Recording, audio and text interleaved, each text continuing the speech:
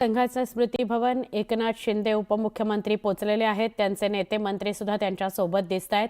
संघाचा बौद्धिक आहे, महायुतीच्या खरं तर नेत्या मंत्र्यांसाठी आहे। शिवसेना आणि भाजप तर कायम सहभागी होतच असतात।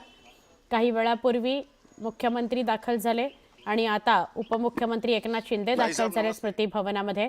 एकनाथ शिंदे दाखल झाल्याची ही थेट दृश्य आपण बघतोय।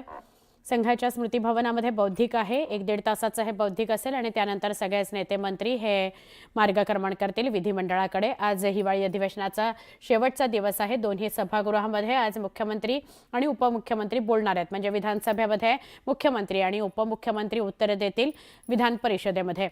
तर हे दोन्हीही मुख्यमंत्री आणि उपमुख्यमंत्री स्मृती भवनामध्ये आता दाखल झालेले आहेत। राष्ट्रविचार, राष्ट्रप्रेरणा, राष्ट्र उद्दिष्ट काय या संदर्भात बौद्धिक असतं आणि दरवर्षी हे बौद्धिक हिवाळी अधिवेशनाच्या दरम्यान आयोजित केलं जातं। म्हणजे जेव्हा नागपुरामध्ये अधिवेशन होईल त्या दरम्यान हे आयोजित केलं जातं। तर आज हिवाळी अधिवेशनाचा शेवटचा दिवस आहे। त्या दिवशी सकाळी 8:30 वाजता संघाच्या स्मृती भवनामध्ये उपमुख्यमंत्री एकनाथ शिंदे दाखल झालेले आहेत। महायुतीच्या नेत्यांकरता बौद्धिक आयोजित केलं गेलेलं आहे। आपल्याला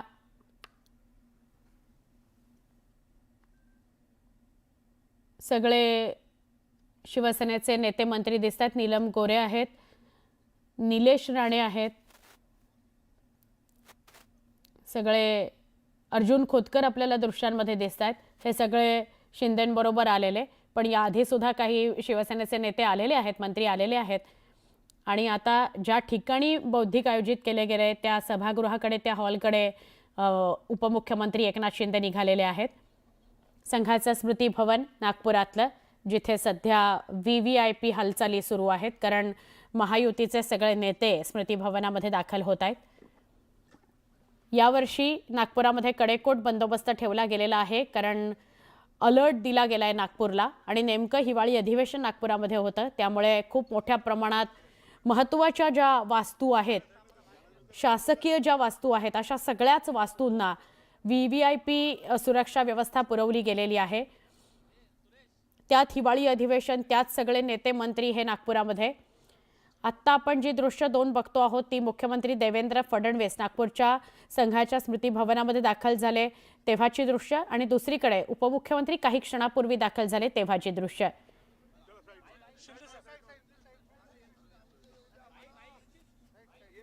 जो काही चांगला विचार कानावर पडेल, एकत्रित राष्ट्र निर्माण करण्याकरता जे काही मार्गदर्शन चांगलं मिळेल ते घ्यायची आमची तयारी आहे, असं मुख्यमंत्री आणि उपमुख्यमंत्री या अनुषंगाने म्हणाले होते।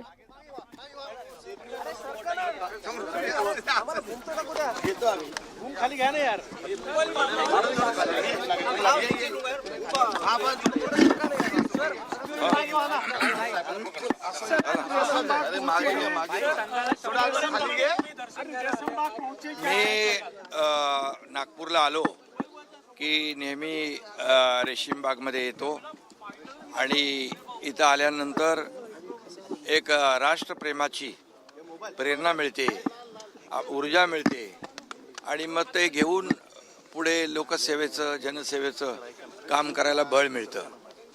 खरं म्हणजे सरसंघचालक डॉक्टर मोहन भागवत साहेब हे कडवट राष्ट्रप्रेमी, देशभक्त आणि देशाला दिशा देणारं खऱ्या अर्थाने एक मोठं व्यक्तिमत्व सरसंघचालक म्हणून नेहमी मार्गदर्शन करत असतात आणि त्यामुळे आमच्यासारख्या कार्यकर्त्याला नेहमी प्रेरणा मिळत असते आणि समाजसेवेचं बळही मिळत असतं। खरं म्हणजे 100 वर्षापूर्वी परमपूज्य डॉक्टर केशव बळीराम हेडगेवार यांनी संघाची स्थापना इथं केली। हे देखील मोठी अचीवमेंट आहे।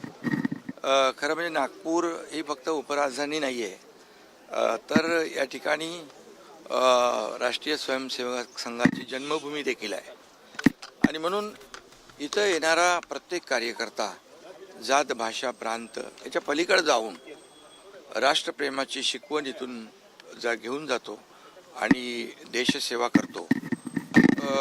100 वर्ष एखादी संघटना निरपेक्ष भावनेने काम करत असते. कुठलीही प्रसिद्धीपासून अलिप्त राहून कुठल्याही अपेक्षा न ठेवता 100 वर्ष काम करणं हे देखील एक ऐतिहासिक बाब आहे. आणि आपत्ती संकट असतं जेव्हा आम्ही देखील शिवसेना तिकडे पोहोचते, तिकडे RSSचे कार्यकर्ते देखील आपत्ती आणि संकटामध्ये निरपेक्ष भावनेने काम करत असतात. खरं म्हणजे एक लोकाभिमुख आणि राष्ट्रप्रेम आणि देशप्रेम राष्ट्रीय स्वयंसेवक RSSच्या स्वयंसेवक संघामध्ये आणि सगळ्याच लोकांमध्ये या ठिकाणी पाहायला मिळतं. याचा खूप अभिमान आम्हाला आहे. आणि इथं आल्यानंतर खरंच एक सगळ्यांनाच वेगळा अनुभव, या ठिकाणी वेगळी अनुभूती येते. आणि मी मगाशी म्हटल्याप्रमाणे राष्ट्रप्रेम आणि देशभक्ती इथून त्याला बळ मिळतं, प्रेरणा मिळते. आणि खऱ्या अर्थाने हे खरं म्हणजे हे ही राष्ट्रप्रेमाची शतकपूर्ती म्हणजे शतक वर्ष आहे. आणि हे देखील संपूर्ण देशभर जगभरामध्ये RSSच्या शाखा आहेत आणि हे देखील एक मोठं अचिव्हमेंट आहे. आणि तसं बघायला गेलं तर शिवसेना आणि संघ अशी विचारसरणी जी आहे ही आमची मिळती जुळती एकच आहे. कारण सुरुवातीच्या काळात आमच्यातले अनेक लोक संघाच्या शाखेतून शिवसेनेच्या शाखेत गेलेले आहेत.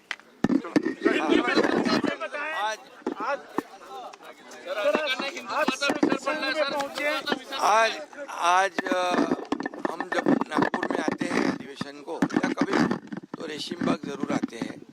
यहाँ पर आने के बाद एक राष्ट्र प्रेम की, राष्ट्रभक्ति की अनुभूति होती है, प्रेरणा मिलती है और उसके बलबूते पर समाज सेवा, राष्ट्र सेवा करने का बल भी मिलता है, ताकत मिलती है, ऊर्जा मिलती है. और ये जो नागपुर की उपराजधानी है बल्कि RSS की जन्मभूमि भी है. और यहाँ पर जो भी लोग आते हैं वो ऊर्जा और प्रेरणा लेके जाते हैं.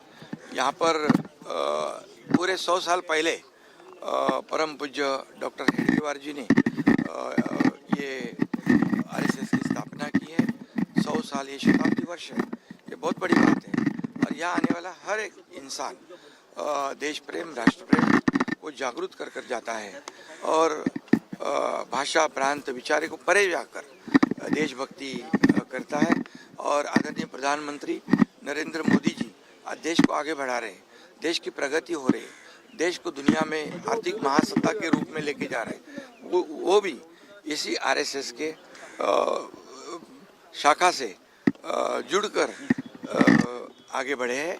इसका भी बहुत ही प्रेरणादायी ये भी हमारे लिए है.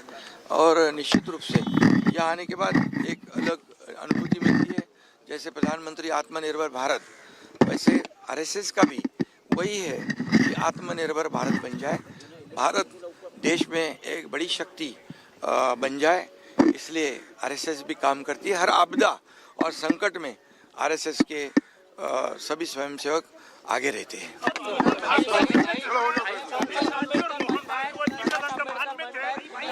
उन्होंने कहा कि कटों की बात देश में नहीं होनी चाहिए. मोहन भागवत जी एक ऐसे नेतृत्व है जो पूरी तरह देशभक्ति, राष्ट्र प्रेम से पूरे भरे हुए हैं और देश को दिशा